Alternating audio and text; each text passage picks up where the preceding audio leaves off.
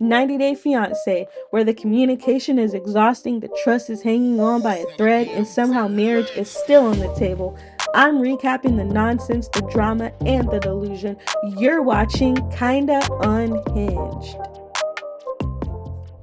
What's up, guys? Welcome back to my channel. I'm back with another 90 Day Fiance, and we are on season 12, episode 7. So we see Marissa prepping Edward for her parents to come over. And he says that he's met them before, like when they were on vacation, but he said that, he didn't really get to talk to them that much because like all the focus was on the kids. And I mean, it was vacation. So when they finally get there, Marissa's telling him how much the boys like him and how well they get along. And the mom is like, I mean, yeah, that's great and everything, but I don't really know this guy and I don't really trust him yet. And she's pretty skeptical about the relationship. And she's like, talk is cheap. I want to see what you're actually made of. So then we catch back up with Mito. Now, Debbie has left and Mito is there, and the producer is asking him what happened in the car. And he tells him what happened, and he says that he's just gonna get an Uber and go back home. Then we get a scene with Debbie at home crying in the bed about Mito. And of course, she's embarrassed because all of this went down in front of her friends. She's really upset about how he dismissed her feelings and she doesn't know what she's gonna do. Then we see Mito get back home and he's upset as well. He said that what really made him mad was when she questioned his virginity. Because when they were in the car, she told him to go F that girl in Egypt because you don't care about me and my feelings. So then he starts looking at flights and he claims that he can't find a flight. I think in reality, he just doesn't have the money to get a flight back to Egypt. Because I think if he had the money, he would have been gone. And Debbie says that she's not dealing with his behavior. If he wants to go back home, he can go back home. So then we see Annabelle get back home from the spa and he says, how did it go? Are you still upset with me? And she's like, I mean, it went well. Angie told me that nothing was going on between you two, but we still need to talk to Nicole. And she tells him that if he disrespects her again, then she's leaving. And then Shay was like, well, the game's on. Do you want to go maybe hang out at the bar with a couple of the guys and have a few drinks? And she was like, no, you don't need to be having any drinks. You need to be trying to lose some weight. And she like makes him do yoga. So then we catch back up with Josh and Katie and they are still having trouble communicating. And he says that he's having a really hard time adjusting to life over here in the US. And she says that if she was in his position, she wouldn't have as hard of a time. And he says that he's putting in the effort to understand American culture, but he feels like she's not putting in any effort to understand the British culture. And she was like, because we're in America. And Katie is just literally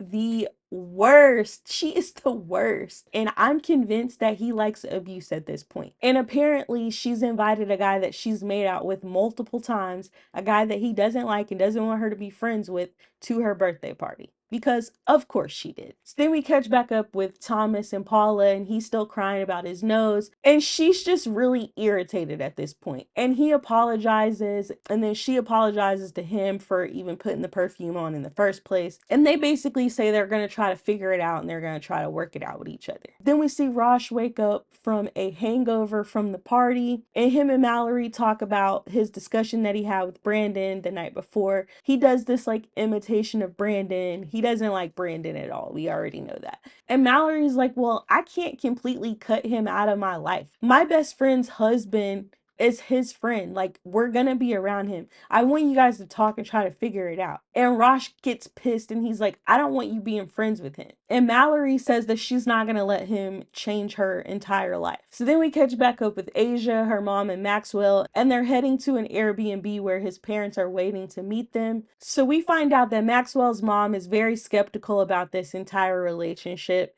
and she's not really sure that it's gonna work out. So when Maxwell is showing Aisha to her room, he says that he joked with his parents about staying in the room with Aisha and they were like, no, you can't stay in the room with her, you guys aren't married. And she was like, yeah, they're right, we can't stay in the room together because we're not married. And you could tell Maxwell didn't really like that.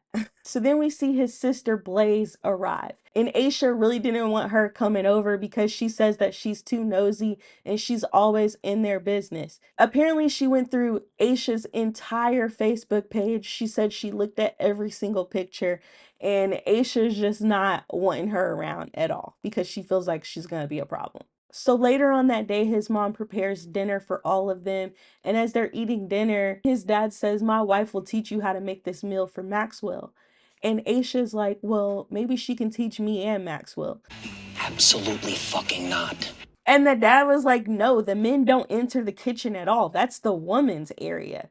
She's the boss of the kitchen. And then Blaze says, well, how many kids do you want to have with Maxwell? And she says 2. And all of them look pissed when she says that, because you know they believe in having a lot of kids. So the mom says, well, that's unacceptable. The dad says, we would prefer at least 4. And Aisha said, well, kids are expensive, but she can tell that they didn't like that answer. And she says, well, you know what? We'll have what God plans for us to have. So then Blaze says, well, are you going to be submissive to him? Because I know a lot of women in the US aren't submissive. And Aisha doesn't necessarily answer the question. She basically says that if she has an opinion on something, that she's going to give her opinion. And that a lot of times when she gives her opinions, Maxwell realizes that she's giving them for his best interest, and it's usually helpful. And then she brings up the chemical pill. And Maxwell was like, yeah, she's right. The chemical pill did help. And he shows them the results of like the before and after of his chemical pill.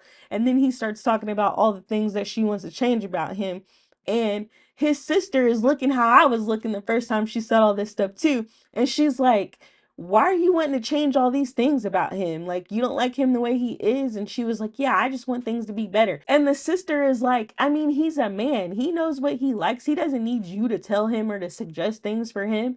And Aisha just wants them to stay out of their business, because she basically said that whatever she wants him to do to improve himself, he's going to do it. So I can already tell there's going to be a lot of problems here, not just between Aisha and Blaze, but I think with the whole family, because I don't think they're going to approve of her and the things that she's doing, because she's a little bit too much. So then we catch back up with Mito. It's the next day, and the producer goes in the room to check on him. And Mito says that if he had a ticket, he would have went back home. And Debbie says that her friend called her to check up on her because she was worried about her. And Debbie's not really ready to talk to Mito, so she went ahead and went and met her friend. And the friend says that she felt like Mito crossed the line and she's worried about Debbie's safety. She's like, if he treated you like that in front of us, like, how does he treat you behind closed doors when no one's around? She's like, most days he's really nice to me. I don't know if yesterday was just an off day. And the friend was like, that's not just an off day. Like, you don't act like that because you're having an off day. Do you think that he loves you? And Debbie was like, I mean, honestly, I don't know at this point. Do you feel like he's using you to get famous? And she says, well, he says he's here for me. And the friend says that she thinks that he's using her and that she should send him back home. So then we catch back up with Katie and Josh, and she breaks the news to him that she invited that guy to her birthday party. And of course, he's not happy at all. And he's like, why would you invite him? She was like, well, I mean,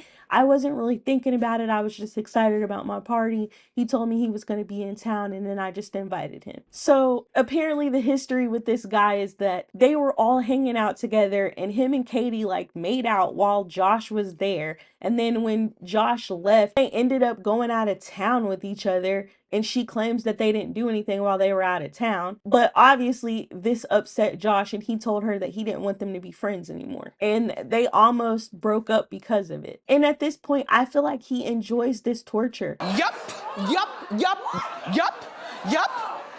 Because why would you deal with this? This makes no sense whatsoever. And he says that he feels taken advantage of. And obviously you are. She keeps doing these things to you because you allow it. And she says, well, you know, I like thrills. And he was like, sometimes I feel like I'm weighing you down, like I'm a ball and chain, and you just want to live this party girl lifestyle. So then we catch back up with Marissa and Edward, and the mom is basically grilling Edward about why he came over here. She says that a lot of people come to America because they want a better life. So she's trying to figure out if he just used Marissa to get to America. And he says that he was happy at home and he sacrificed a lot to come here to be with her. And she was like, well, why did you choose her? And he said, because I value loyalty and respect. And she's the person that I got that from. And the mom was like, well, I'm glad that y'all have 90 days because I think y'all need all 90 of these days to figure out if you guys are really compatible. Because it's up until this point, you've only seen each other when you're on vacation, and that's a lot different than real life. Then we catch back up with Paula and Thomas, and she's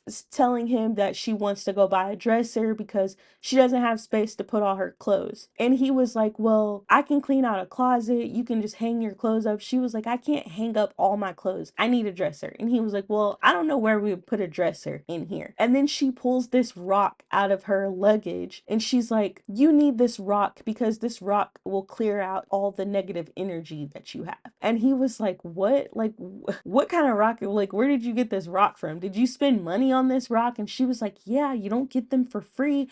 I paid $250 for that. And he's like, that's such an irresponsible thing to spend money on.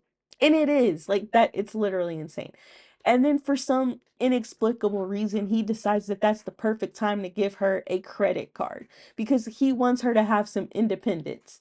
And I can understand that, but after somebody tells me, hey, I just spent $250 on a rock, I'm not handing over a credit card with a $25,000 limit. She thinks that that rock is important. So what happens when she sees $1,000 rock that she feels like, oh, this can get me more money? And she buys that, like, I just don't think that was a smart move. He was like, I want you to be responsible with this card. I'm giving it to you. I don't want you to blow it on dumb things. And like I just said, that's a crazy thing to say to somebody who buys a $250 rock because the things that she values is not what you value. And she was like, well, when I was in Brazil, anytime I needed money, like it would just show up like magic. And he's like, yeah, that's not how that works.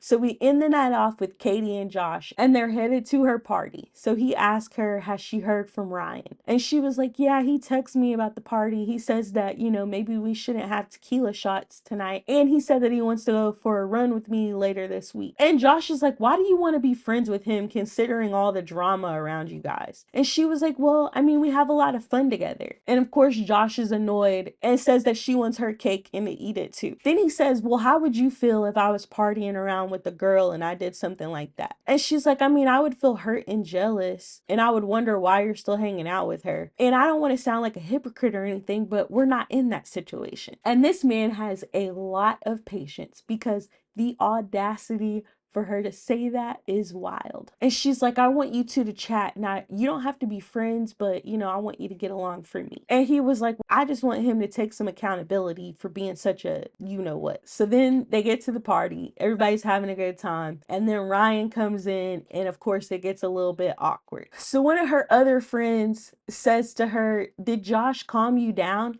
And Katie was like, I mean, yeah, he calms me down a little bit and then I do something wild. Like she thinks this is cute. And the friend was like, well, do you feel like you can settle down or do you still want to live the party girl lifestyle? And she was like, I still want to live the party girl lifestyle.